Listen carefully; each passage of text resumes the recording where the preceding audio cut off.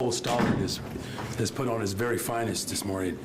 Let me just say, for street and sanitation workers all over the city of Chicago, we appreciate you, and just know that your commissioner put on his very best. Thank you, Cole. Look at you.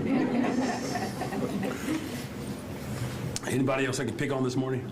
All right. Good morning, everyone. Thank you all for being here today. I do want to thank a few people. The Chicago Department of Family and Support Services Commissioner, Brandy Kanazi, thank you.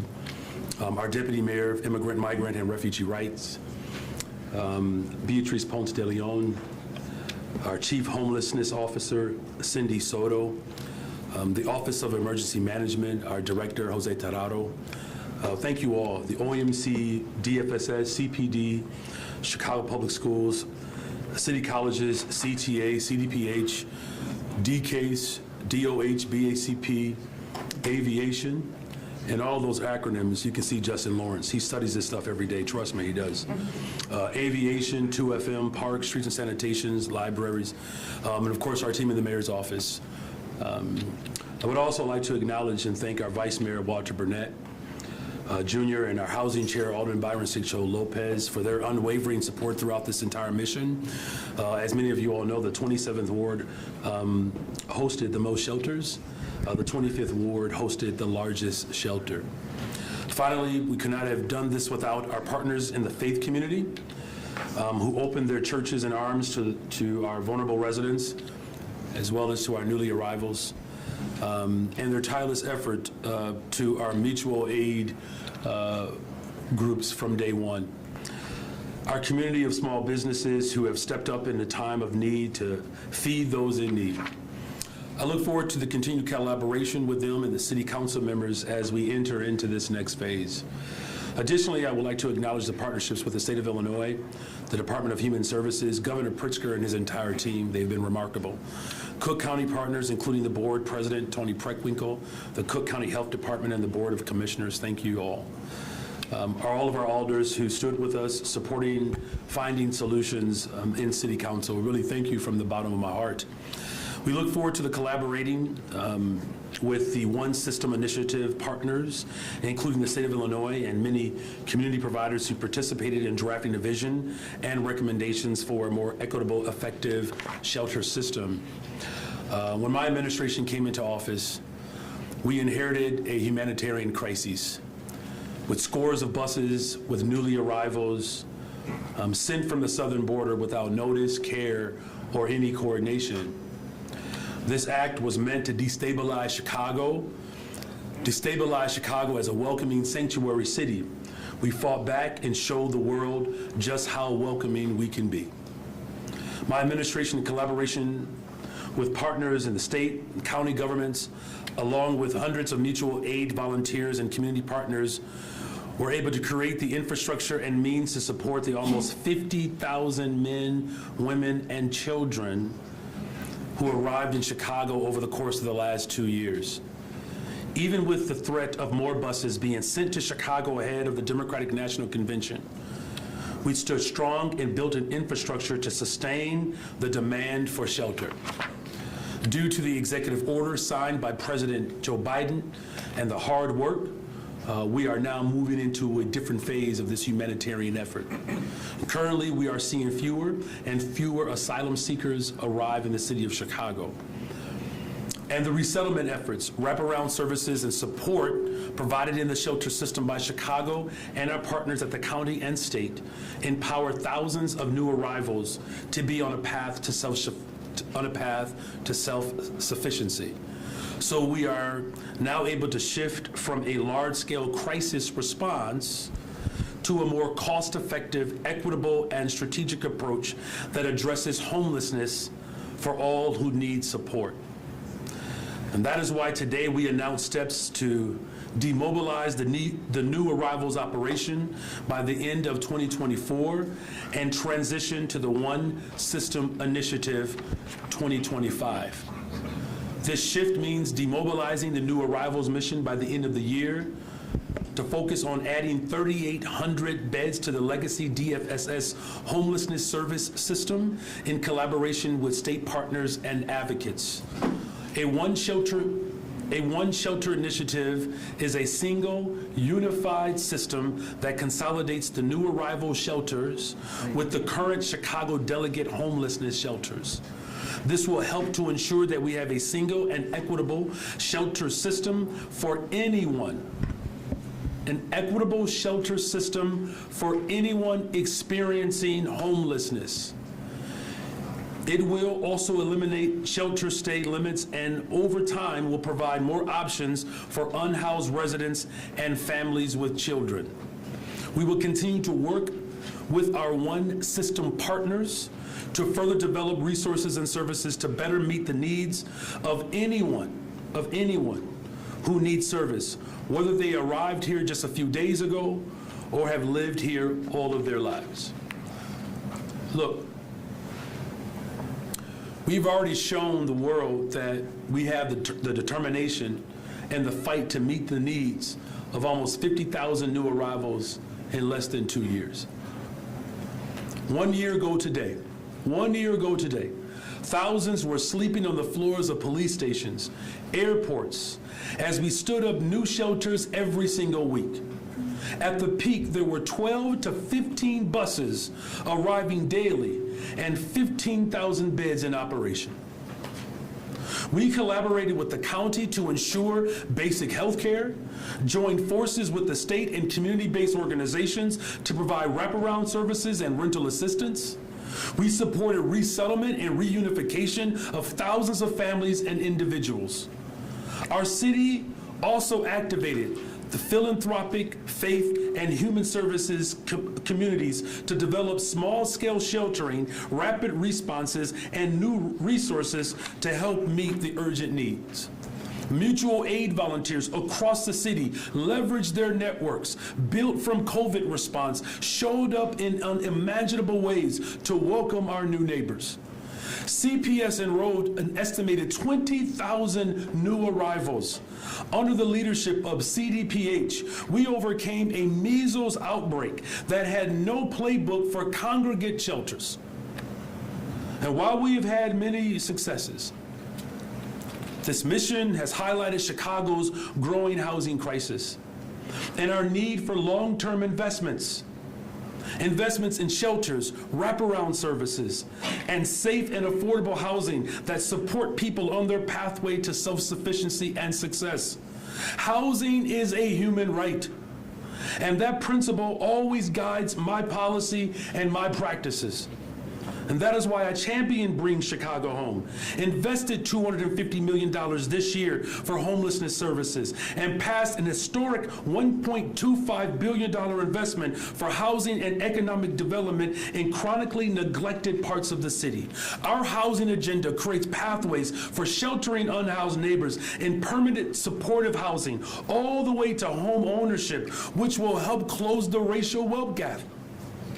In fact, speaking of bringing Chicago home, we have projected the need for as many as 11,000 shelter beds to serve all Chicagoans experiencing homelessness, including our new arrivals, 11,000. This number is a worst-case scenario if no policies or programs were activated to provide support. Our cost analysis determined that the $100 million estimate that would have been raised through a dedicated revenue source like Bring Chicago Home would have helped close the gap and fund the 11,000 beds. I'll say that one more time. The number of beds that we actually need to respond to this crisis, if we would have passed Bring Chicago Home, less than 3% of the wealthiest of those who are wealthy, the money that we would have raised would have responded in a timely fashion to the crisis that is in front of us. Instead, we can only cover what our budget allows. We are making a significant investment, more than doubling our 3,000 shelter bed capacity for a total of 6,800 beds. But imagine the increase in our capacity if Bring Chicago Home would have passed. Look, I'm excited to continue to do the important work towards a one unified homeless shelter and services system to better serve everyone who is in need. It's a part of our policies to build a better, stronger, and much safer Chicago. The next phase of this transition includes coordination, collaboration, and leadership as our Chief Homelessness Officer, Cindy Soto, launches the development of a 5-year strategic plan to integrate the One System initiative and other efforts of our city and community partners to support our unhoused neighbors. I'm proud that we have a commitment to remain a welcoming city that provides for everyone. I'm proud that the work in the community continues to grow to meet this great challenge. Our potential is still yet unmatched. And thank you all to all of you who have done the hard work. And with that, I'd like to introduce our Deputy Mayor of Immigrant, Migrant, and Refugee Rights, Beatrice Ponce de Leon.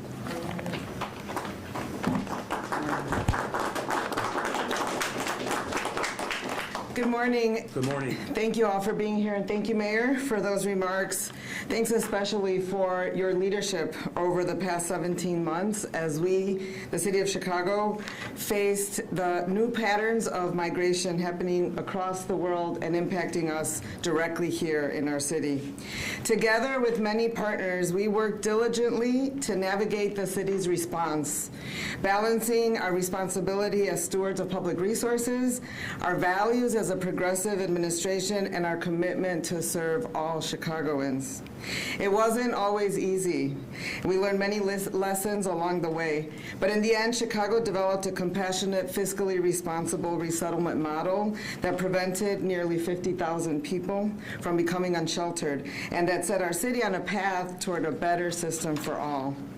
To put into perspective the scale of the operation, I want to share a few more highlights referenced by the mayor, and I'll start with CDPH. We have built an infrastructure for immunizations and public health screenings that has now immunized or administered well over 50,000 vaccines, 30,000 alone for measles. We've also served approximately 25,000 individuals in partnership with the state and their rental assistance program, connecting them to apartments and moving to other places with friends and family. The city, in partnership again with USCIS at the federal level and the state and community organizations, helped 8,500 people apply for temporary protective status or work authorization. And through an innovative program for volunteers, we have now listed over 900 volunteer opportunities that people have been able to plug into, with organizations supporting new arrivals as well as most recently in our shelter system. We launched an ESL and a financial literacy program to bring to our new arrivals. And Chicagoans have been generous, donating over $500,000 to our Amazon wish list by purchasing products there. More than 1 million baby wipes have come our way in donations, and really tens of thousands of coats and winter gear were gathered last year. People have donated in many ways their own individual time and treasure, and the organizations that support our human service infrastructure here in Chicago. At the beginning of 2024, at the height of the mission, as the mayor mentioned, we were serving 15,000 people in our shelters. These were individuals from around the world. Yes, there were Venezuelans there, but we also have Haitians, Ecuadorians, Senegalese, Colombians, and many others in the shelter system. And while the arrival of immigrants and refugees in Chicago is not new, we are a city that has seen groups of immigrants throughout our history. The sudden arrival of asylum seekers in a very short time frame was unprecedented. And our city was tasked with handling this crisis response without a budget and with minimal federal support.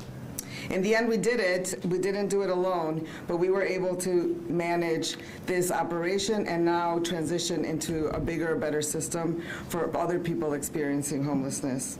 Ultimately, the New Arrivals mission was driven by two goals. One was to meet the most basic human needs of people arriving here, and the other was to learn and leverage the moment to build better systems of care. After taking office, our administration quickly recognized the importance of sharing this responsibility for the migrant mission with all levels of government. And I recall very directly working strategically to bring on the partnerships that we needed with the state and the county, which resulted in new investments and in a more inclusive inclusive regional approach. We also understood that the two systems were inequitable and that we had to work towards one, and made the commitment for the One System initiative. And finally, we knew that resettlement of asylum seekers and refugees is a federal responsibility. We had to call on our federal government, advocate for more support and for policy changes that would make a difference. We will continue to advocate with the federal government for resettlement cities like Chicago, and also for comprehensive immigration reform that includes work permits, so that people who are here are able to support themselves, their families, and contribute to our communities. And finally, migration and seeking asylum are internationally recognized human rights. Having a safe place to sleep and to call home is also a human right. I'm proud to be part of an administration that is committed to upholding these human rights and uplifting our most vulnerable individuals and communities. This has meant helping asylum seekers on their journey, but also investing in housing and homelessness, and investing in the Black community in Chicago, which has faced generations of disinvestment and marginalization. Our mayor has said this often, it's not either or, it's both and we have figured out ways to do that. As we move away from the crisis mission into our accelerating this transition to the One System into next year, we know that it is the right time. The city has not received a bus in the area since mid-June, and arrivals at the landing zone are much lower. We are also seeing that of the folks who are arriving here, only about a third are coming, having crossed immediately at the border and having been in the country for a lower number of days.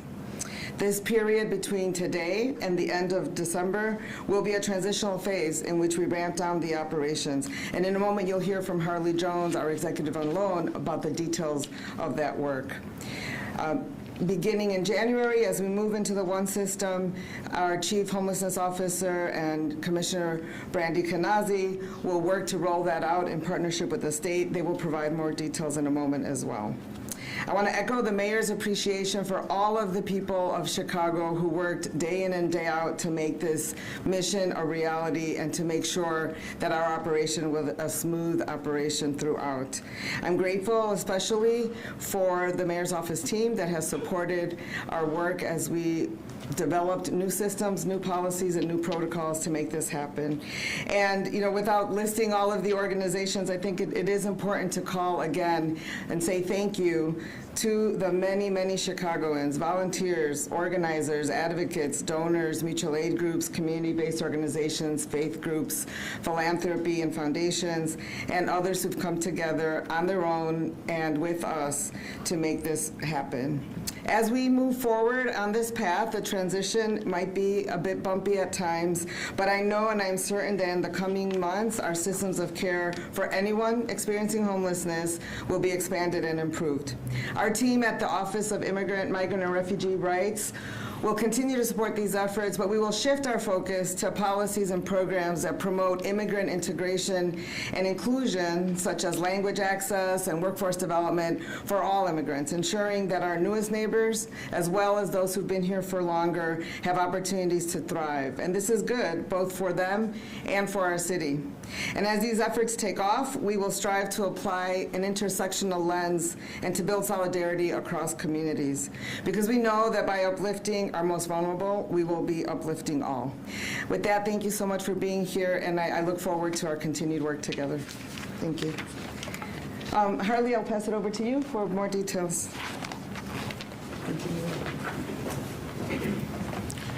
Good morning, everyone. Thank you so much. My name is Harley Jones. I'm an executive on loan in the mayor's office supporting the new arrivals mission. First, I want to thank the mayor and his entire team and every city department for just letting me be a small part of this historic work.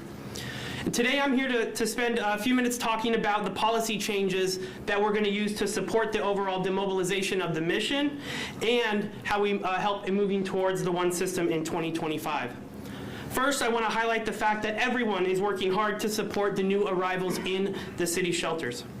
It's also my job to make sure that everyone understands that we will not have the same level of resources available as we move towards the end of the mission. First, I'm going to talk about the landing zone. We will be limiting access to new arrivals, to the new arrival shelter system, only to those individuals who have been in the country for 30 days or less, if and when beds are available. Placements will continue to be for 60 days, but those 60 days won't be guaranteed because of this transition. All new arrivals will continue to have access to out-migration and support services when they arrive. To further support these changes, we will be ramping down the operations of the landing zone as we move towards the end of the year. Beginning November 1st, the landing zone will begin operating 8 a.m. to 8 p.m., which will mirror the office hours of the state-run intake center. We want everyone to know that starting November 1st, we will have limited resources for new arrivals coming from other cities. This means there will be no overnight landing zone staffing, and after that, buses will not be used as waiting stations. Our public messaging will continue to focus on those updated hours, access to a resource guide for new arrivals, and guidance to the DFSS and 311 system.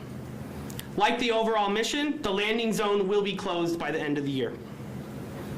We will also be changing new arrival shelter policy to support the overall decompression of the shelter system as we move towards the one system in 2025. Inside new arrival shelters, we will be removing the extension category for individuals who have been waiting on decisions for public benefits. Extensions for medical, disability, pregnancy, and other special circumstances will remain in place. We want to ensure that the most vulnerable individuals in our care have the supports that they need. New arrival shelter policies will no longer be applicable in January 2025 because the legacy system policies will be applied across all shelters. This means that there will be no more 60-day shelter stay policy or extensions because those policies are not in the legacy system. In this transitional period between today and the end of 2024, we will remain focused on supports for new arrivals, both at the landing zone and in the shelters to help expedite their path to self-sufficiency.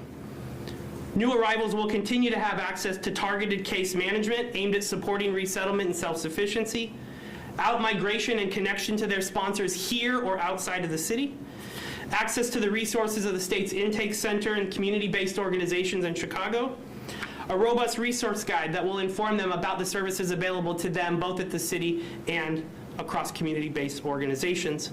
We will also make sure that they have detailed instructions on how to access the city's 311 system. Thank you so much for letting me share that with you. I now want to turn it over to Commissioner Kanazi from DFSS. Thank you.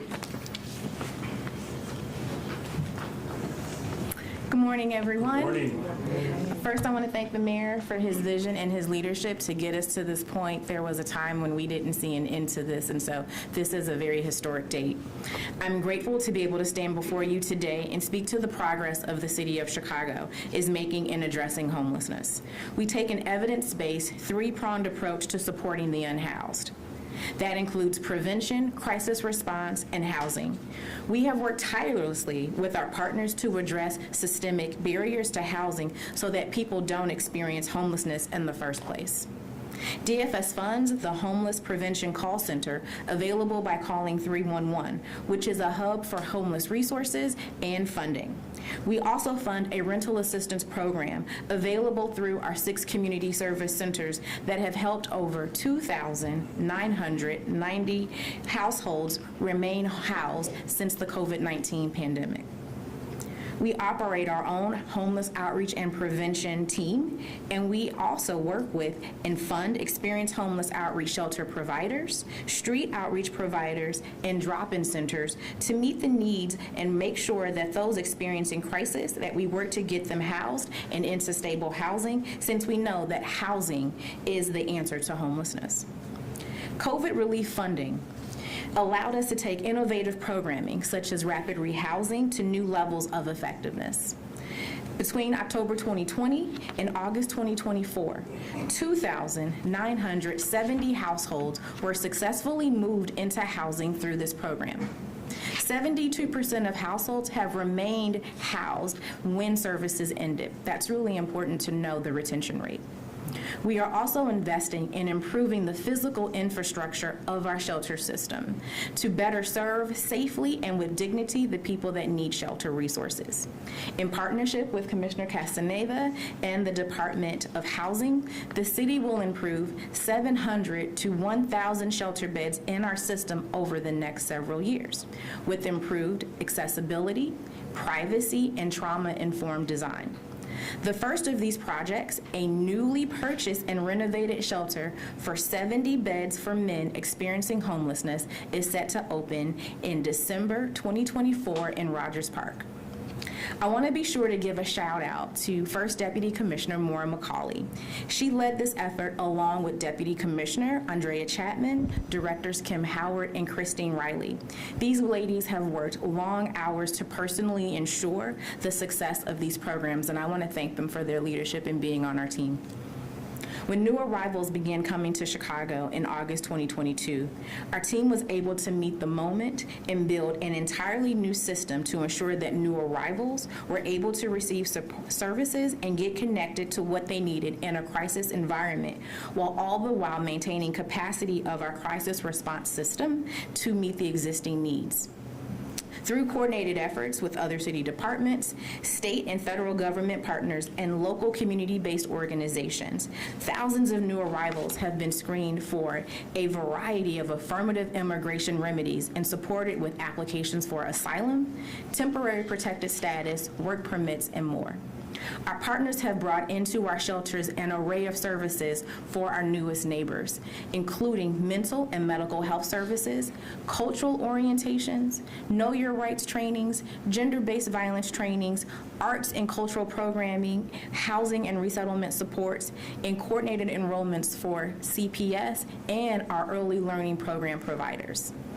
I cannot overstate the importance of how Deputy Commissioner Danny Castaneda and his team, BJ Lohr, Natalia Santillan, Alejandra Magana, and many, many others on our team at DFSS and OEMC and so many more city departments have gone above and beyond to make sure that families had a place to stay, they had food to eat, and ensured that they received trauma-informed care after their long journey to our great city.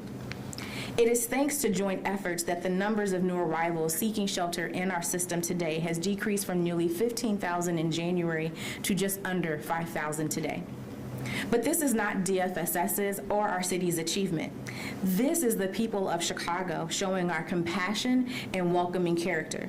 Each passing day, we witness more new arrivals establishing themselves in our communities. They are learning our traditions, resilience, diversity, and the overall history of our great city, Chicago. And we are doing the same, learning about their values, enjoying their food, vibrant music, and unique saison. After all, the things that unite us are greater than the things that divide us. Our institutions need to emulate our people when we need a crisis response system that serves all Chicagoans, regardless of how long they have been in Chicago. The city has been participating in the One System initiative since March of this year, along with our partners at the state, county, service providers, and people with lived experience of homelessness.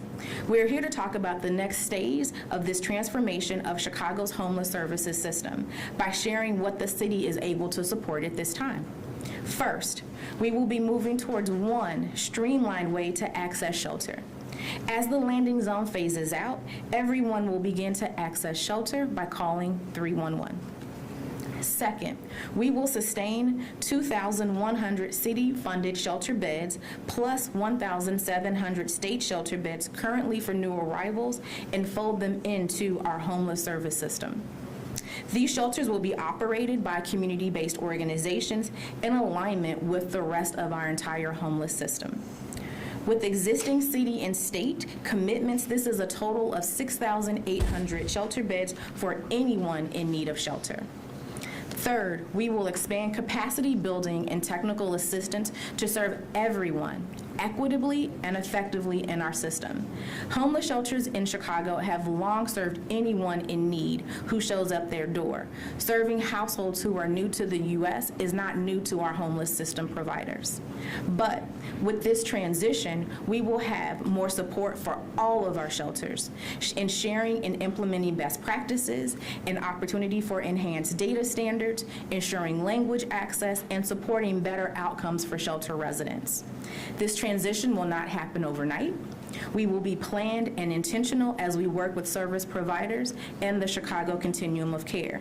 This transition will allow us to build a stronger, more resilient crisis response system. Our staff and partners will continue to strive to ensure that families that arrive in Chicago are reunified with their friends and family and re-leverage diversion services. For some, Chicago is not their destination, but a stop along their journey. We will continue to provide services with compassion, dignity, and respect. We remain committed to eradicating homelessness in Chicago. Next, I would like to bring up our Chief Homeless Officer, Cindy Soto. Thank you.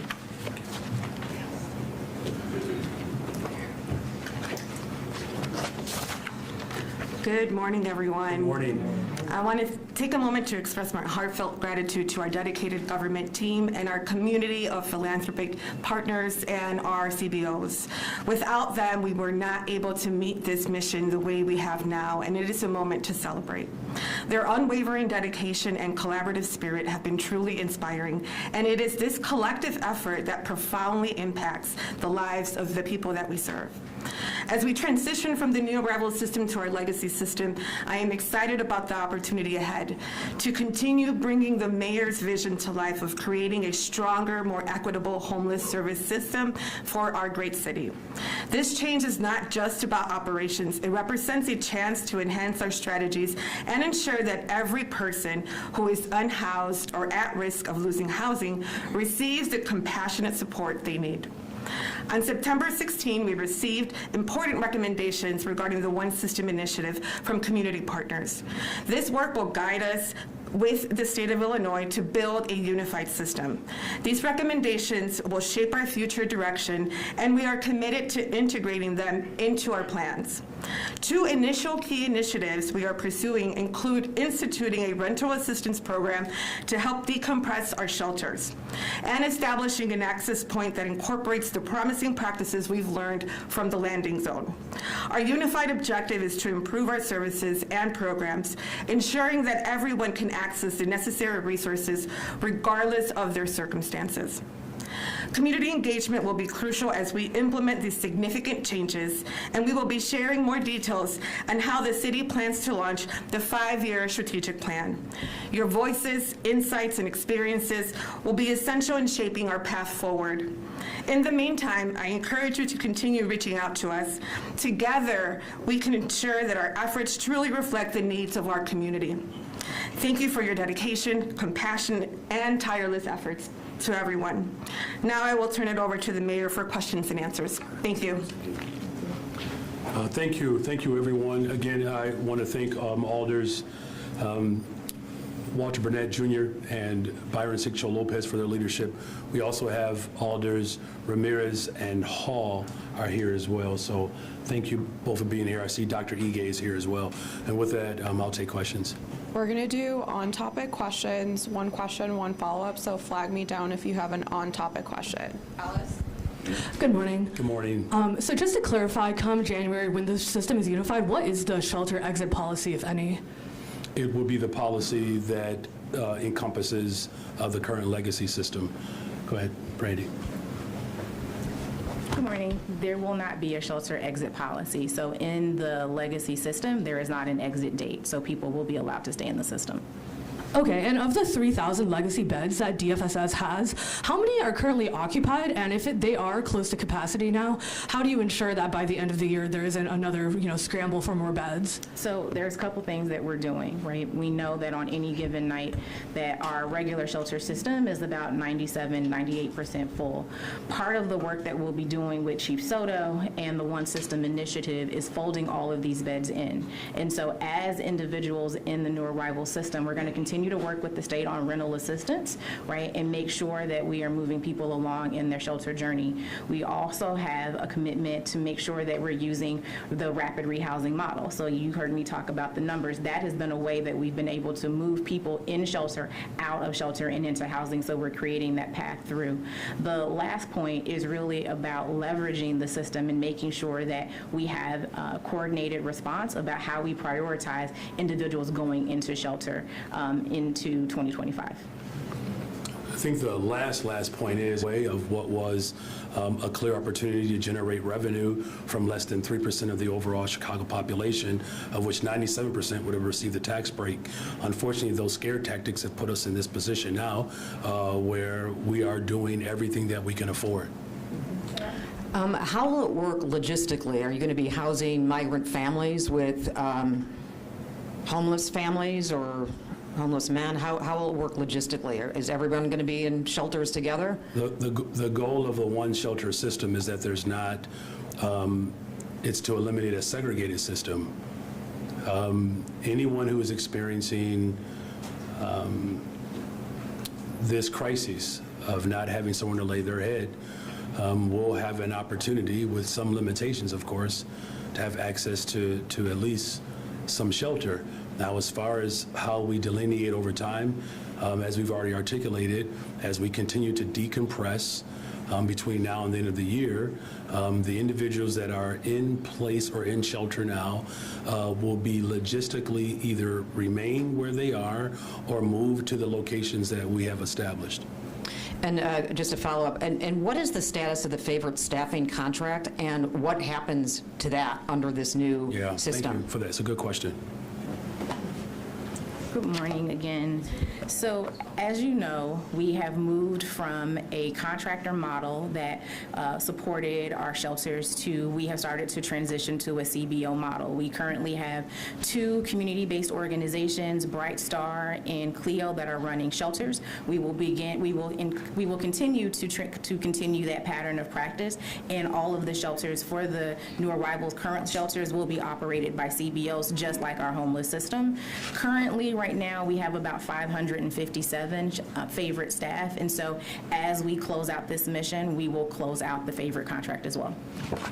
And again, the last point to that last point, I want to thank Bright Star and Clio. Pastor Harris and Pastor Barrett, both of these individuals, we grew up together and essentially in the same church, same denomination. These are Black-led organizations responding to this mission. We've already saved the taxpayers over $200 million just through our shrewd ability to renegotiate agreements multiple times. And I do apologize, Commissioner Kanazi, who had to help lead that charge, but we needed to save taxpayer dollars. And so it was cumbersome, it was an arduous process, but again, it saved $200 million, and we're able to put community-based organizations, particularly ones that are led by Black folks, to respond to this mission, especially because we know that 70% of people who are unhoused right now in Chicago are Black folks. So, this again is a celebratory moment, but yet it's still very sobering because we need to do more, and we will continue to work hard to do more. Can you talk about what the out-migration services look like, exactly what you do for people who basically you can't accommodate and need to go elsewhere? And also, what sort of impact will this have on your budget next year? Well, we'll start with that process. Deputy Mayor? Yes.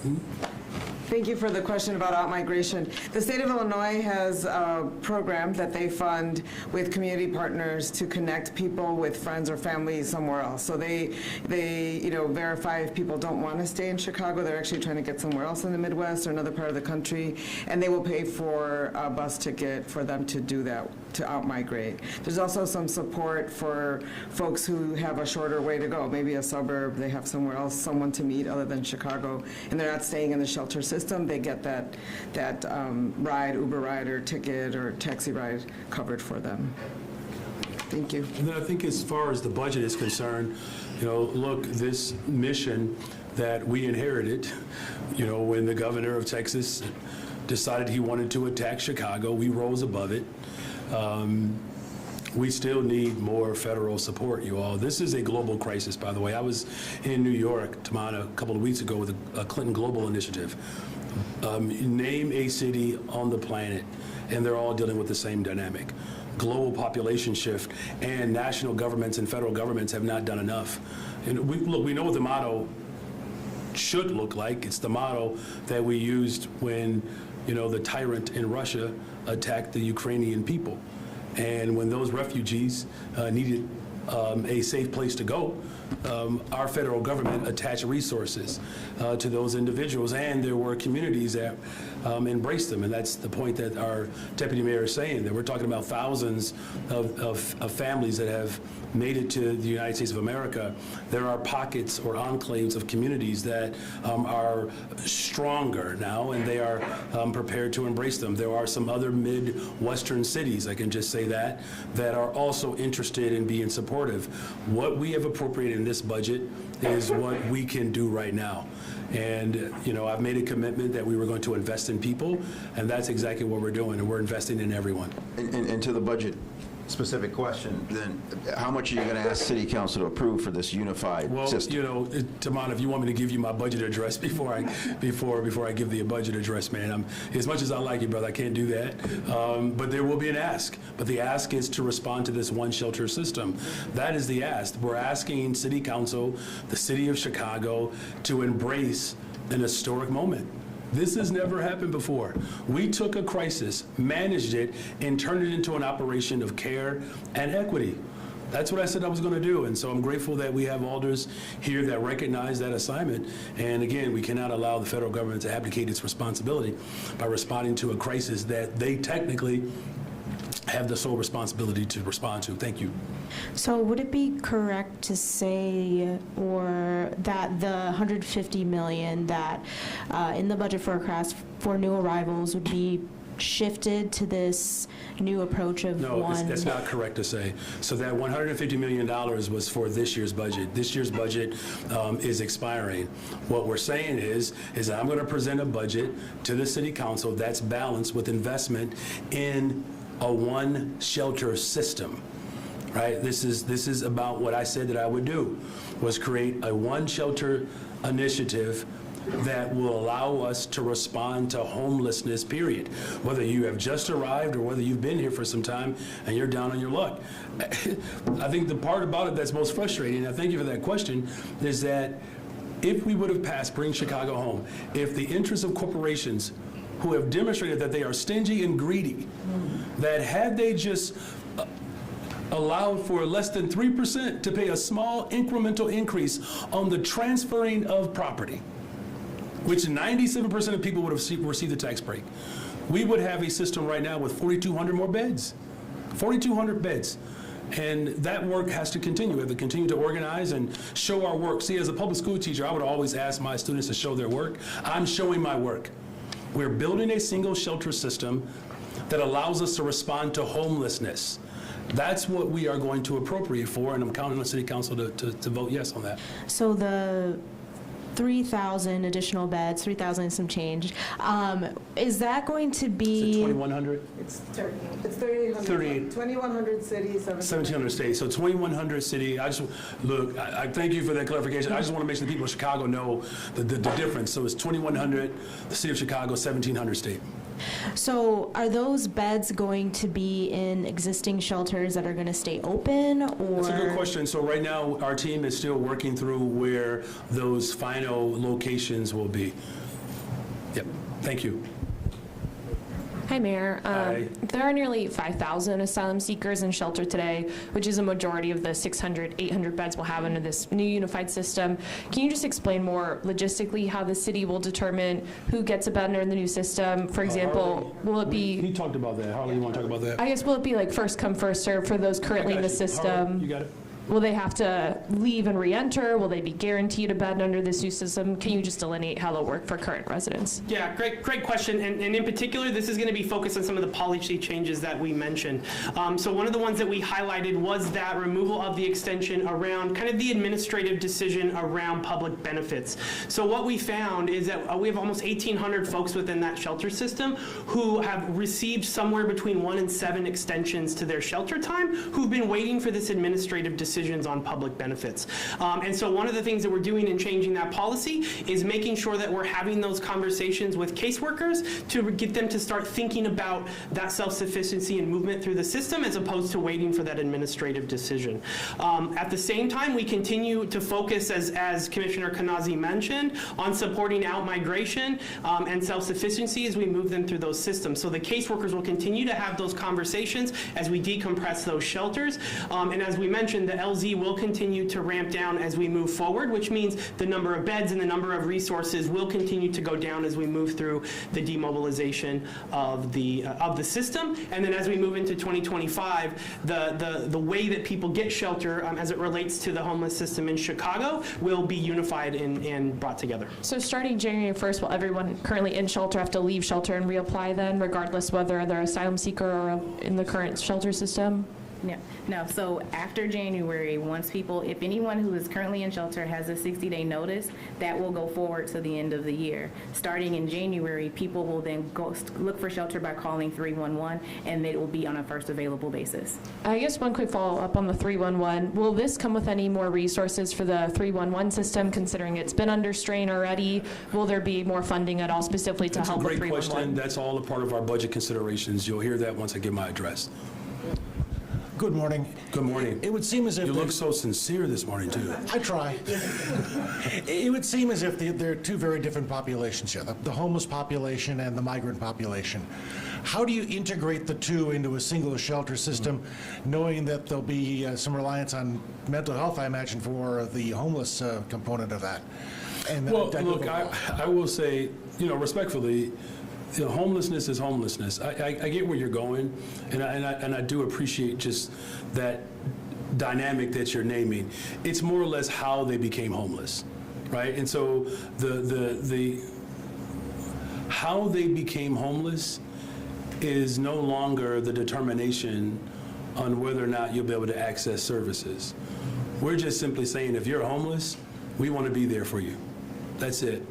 Now, in terms of the type of services that homeless people will need, that will vary. And that, from behavioral mental health support services to work authorization, right? So if you are a born resident of Chicago, work authorization is not something that's required. You just need a job. If you're not born in Chicago or America and you're unhoused and you come here as an asylum seeker, of course, the work authorization component will be critical. That's the remarkable part. I'll close with this. The remarkable part about what we're doing. We have taken a global dynamic, a crisis that is pervasive across the planet, and we have operationalized it as a city government. I just want for a moment there, whether you all appreciate that or not, I just want the people of Chicago to know how appreciative I am of their dopeness. There's nowhere else on the planet that has been able to stand the test of time in this crisis. You all know what the coverage was a year ago, because you all covered it. And to see where we are today tells you everything you need to know about this administration. We don't cower under pressure. We rise above those attacks. And so if you are homeless by way of seeking asylum or because you've experienced gross disinvestment from previous administrations, my administration is going to show up for you. And I made a commitment to invest in people, and that's exactly what this effort does. One follow-up. If a Bring Chicago Home would have raised $100 million. Conservatively, right? Conservatively. How much do we save by going to this unified system? Well, as I expressed earlier, we've already saved $200 million just based upon us negotiating better agreements with community-based organizations. And so you're right to ask that question about cost savings, and that's essentially what we've done through the repeated efforts of every single department to renegotiate agreements that I inherited to save the taxpayers $200 million. I will say this, had Bring Chicago Home passed, I can tell you the amount of money we would save in what it costs to protect a life, what it costs to educate someone. For every dime that we invest in the front end, we save dollars on the back end of a child. I appreciate the sophistication and the sincerity of your question, because that is exactly what we purpose to do, to take a crisis, manage it, build an operation that doesn't burden everyday people. Morning, Mayor. Good morning. I have a lot of logistical questions, but I'll try and pare them down. Can you get it into one, though? That's the key. Well, one and a follow-up, absolutely. Okay, all right, 1.5. All right. Talking to the new arrivals out on the street, there is still a recurring cycle of them that are re-entering the shelter system. They're going back to the landing zone. If 2,700 have left, 2,000 have re-entered that system. So there is still a demand. And when we talk to them individually, they say, I'm still struggling. I still need work authorization permits. There's a lot of uncertainty in their minds. Knowing that going forward, that we're sort of ending this mission, do you have concern that many of these people will end up homeless? They already are homeless. But out on the street, outside the shelter. Hold on a second, but just keep this in mind. They are already homeless, just like the 20,000 children in our Chicago public schools that are homeless. Look, I didn't wake up May 15th and get sworn in as mayor and started to worry about homelessness. When you're a public school teacher in Chicago, I can tell you, we come face to face with negligence in this city all the time. Our police department does, our fire department does, our city workers. So we're very concerned about the conditions that we inherited, and now what you're seeing is a real legitimate concerted effort to actually address the crisis. Should they be concerned about work authorization? Yes. Does the mayor of Chicago have the ability to authorize work? No.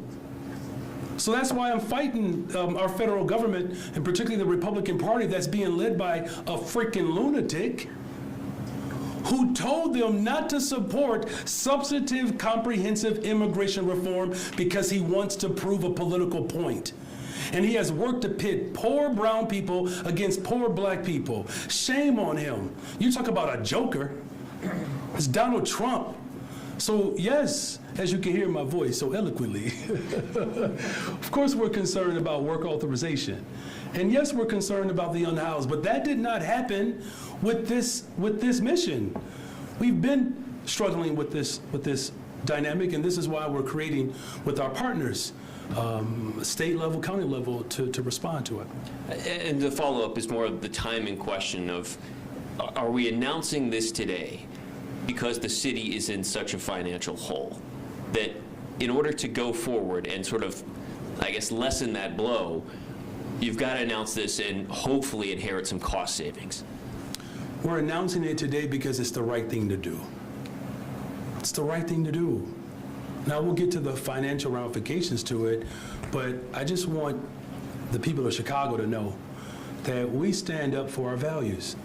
You know, what the Republican Party and the extreme right in this country meant for evil, we've turned it around and made it of something good. That's who we are as Chicagoans. Look, trust me, I've heard it from some of my own relatives, like, Mayor, we love you, and, you know, how long are we going to be able to do this? And we've stood the test of time. You know, the $1.25 billion investment for housing to create more entrepreneurs, the largest investment in the history of Chicago for the West and South Sides. Building more and more affordable homes. Between Constaneta and Boatwright, you're talking about two people working overtime for this city. These two commissioners are planning, developing, building every day because it's worth it. Now, as far as the other part of your question about the financial straits that we have, that's not a secret. How long have you been covering City Hall? How long have the finances been jacked up? You know what I'm saying? We're fixing it. You know, administration after administration ran this, spent all the money, and then begin to sell its public assets, right? That's like me inheriting a home, use up all the equity in the home, and then begin to sell the valuable items on the inside. I'll make it more plain. Parking meters, the Skyway, sold off all the assets, didn't pay into retirement pensions, didn't invest in these neighborhoods. The financial challenges that we're having right now, I assure you, did not happen under my watch, but they will be repaired under my watch. Excuse me. Take your time, Judge. You okay? Get him some water. I'm fine. Are you nervous? Yeah, this is the time. I'm gonna listen. Let's just have a toast to Justin Lawrence. I'm gonna drink some water for him. Second time you said my name. Correct me if I'm wrong. It seems like we're going from 8,000 beds now down to, what was the number, 6,800, right? So we're losing 1,200 beds. You have, as he mentioned, 2,027 of the 2,747 people who've left shelter have re-entered shelter. There just seems to be a disconnect here that you can wind down this system, lose 1,200 beds by the end of the year, and that it won't directly lead to more people on the streets. Well, we've been decompressing. Look, we didn't just get down to 5,000 without a logistical plan, right? So as we've decompressed, we have narrowed, our approach. Look, that's not what we ultimately wanted to do. That's why we were fighting for progressive revenue. And trust me, I've been fighting for that for some time. And so I hear what you're saying. I understand why you are concluding that it's a disconnect. But be very clear, this team has been working on decompressing for months now. And so based upon the work of Beatrice Ponce de Leon, our deputy mayor, as well as our executive on loan, Harley, they've come up with a plan based upon the individuals that are currently in stay, who have historically received extensions of stay, that those individuals who won't qualify no longer allows us to continue to decompress. Now, to the last part of what you're ultimately concluding, and to what some of your other colleagues have raised, could this lead to people on the street? Look, I'll be remiss if I did not acknowledge the financial straits that we are experiencing right now and the impact that that's going to have on this mission. But I can tell you, it's not just our financial challenges in this particular mission. I can tell you that if we don't find the right revenue for our public education system, I can tell you the people who are going to lose there too. Same thing with community safety. All I'm saying is you are talking about our budget in a silo. The city government is responsible for, what do you all pass, like $16.8 billion? We're talking about multiple sister agencies that we have to coordinate with, multiple city departments that we have to coordinate with. I don't want to see anyone lose, right? But the harsh reality is that we can do what we can afford. We've been stretched to the limits. This is why I'm working with our partners at the state to help us. But ultimately, the care has to come from the federal government, you all. I cannot emphasize that enough. I know you all are asking me what my responsibilities are.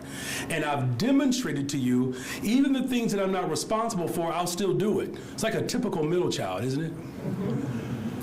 And there are limitations. I've said from the very beginning, it's not sustainable. And that's why this election is so important. And back to the budget.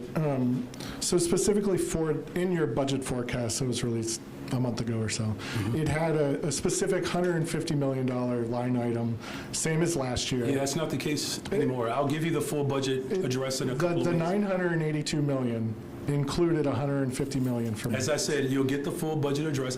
Look, I get the question. I'm saying that I will give you in my budget address what the actual ask will be for this mission. So is it fair to presume that that line item will be taken away and a portion of that will be used to fund this kind of beefed up permanent shelter system? Okay, it's safe to say that we are going to work with City Council to pass a budget that reflects our values, and particularly our values around fighting the unhoused crisis in Chicago.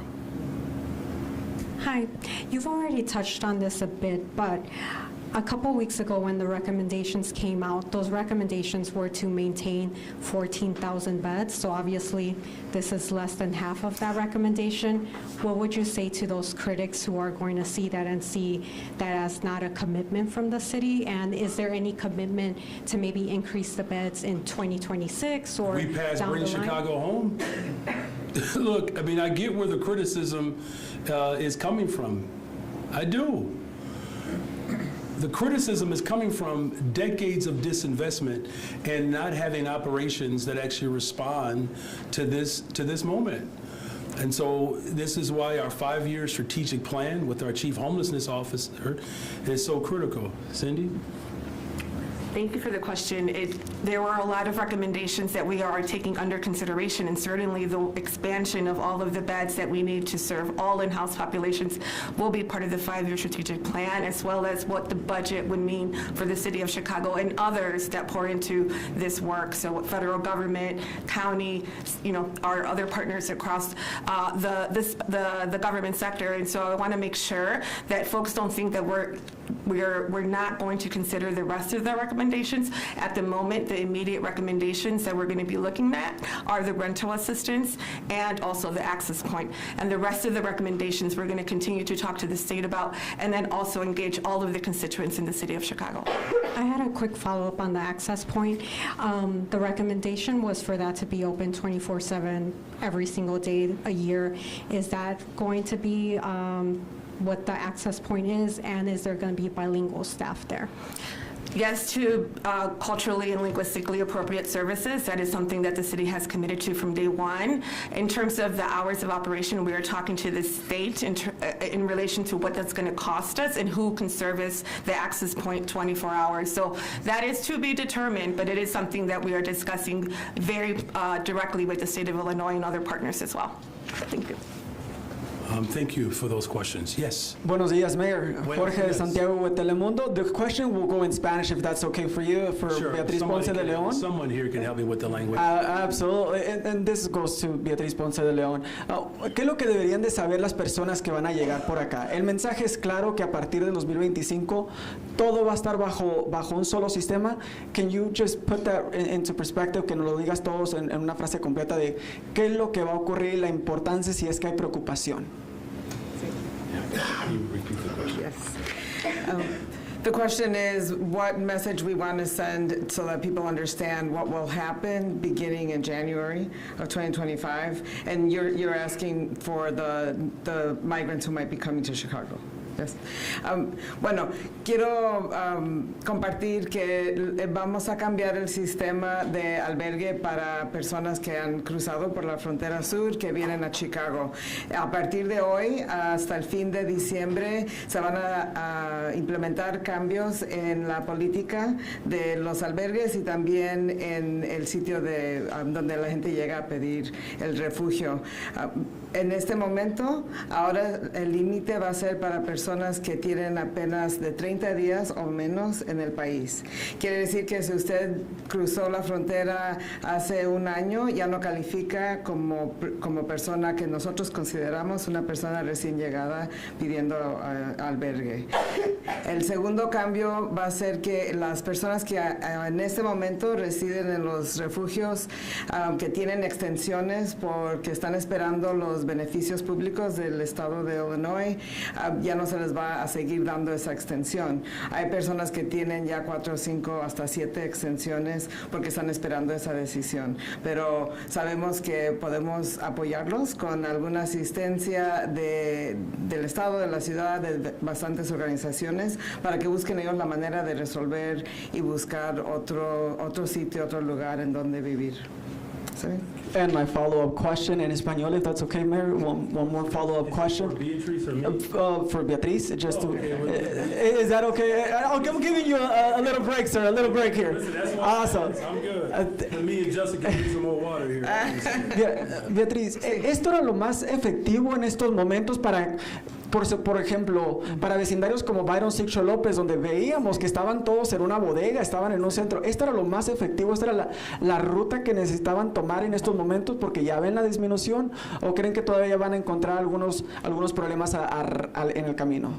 Bueno, el momento es apropiado porque desde que comenzó esta misión nos dimos cuenta que no podíamos sostener dos sistemas de refugios separados. La ciudad tiene un sistema de tradición de largo plazo de ya 3,000 camas. Ahora con lo que estamos viendo en la reducción de necesidad en el sistema de refugios para migrantes, vamos a hacer una combinación de camas. Van a quedar 2,100 camas de la ciudad y 1,700 del estado que son para migrantes. Esas se van a combinar con el sistema de la ciudad completo. A través de los meses que siguen se van a ver la manera de combinar coordinar y combinar esos refugios, pero en este momento es necesario empezar ya a cerrar la misión para poder hacer esa transición a un sistema más grande y más fuerte y sostenible para todos los que necesiten refugio en la ciudad. Gracias. Thank you. Good. All right, well, thank you all again. I just want to express again the incredible amount of joy and appreciation and a degree of humility in this moment where this monumentous task was met by everyday Chicagoans. And I can't emphasize enough the support that we receive from every single department and sister agency.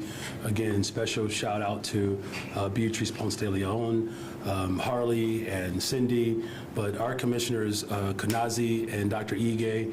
Let me just say this, you all, the world has come to Chicago to figure out how we've done it, and this is not hyperbole. There was no playbook for the CDC on how to respond to an outbreak in a congregate setting in a shelter.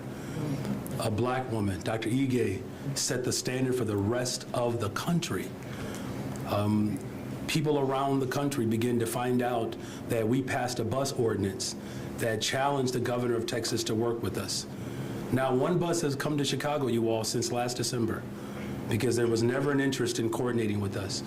Their job was to try to create chaos, to influence the outcome of an election. Shame on them, but thank God for the people of Chicago. God bless you all. Thank you, Mayor.